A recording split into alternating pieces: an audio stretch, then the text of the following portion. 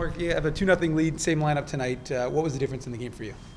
We just didn't have any energy, and it's not just one or two guys. I thought we didn't really have any energy from the majority of the group, and usually, that's a pretty good sign of just a lot of ice and a lot of travel and too much going on right now. Just didn't have energy, and you could tell the execution wasn't there, and no jump. Is that something you recognized right away? It was a little bit, last game was a little bit, we could feel it creeping in. But again, early on we gave up a couple odd man rushes where we couldn't track from behind and catch up, and it just looked slow right from the start.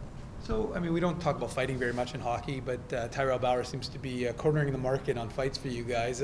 What does that do for the bench? You're on the bench, you're watching the guys. What kind of reaction is that having? Because it seems to get the crowd going. I would imagine it has the same impact on the team. Yeah, I think, it has an effect on the team, especially when he sticks up for some teammates, and, that's being a good teammate. And, it gets, everybody gets involved a little bit when he does, but, I think he's picked his spots properly.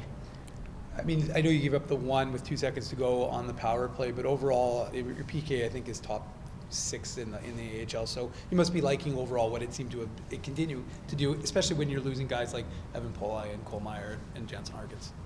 Yeah, the PK's been good. Special teams have been good for us. So, the PK's been good. And one of the things we try to do there is, development-wise, there's Eric Dubois does a good job with it, and he teaches a lot of guys. So we use 5 or 6, and sometimes guys are out of the lineup, and maybe a PKer takes a penalty, and we can go down the bench and still find another 6 guys. So everybody gets taught the PK, and we can use everybody.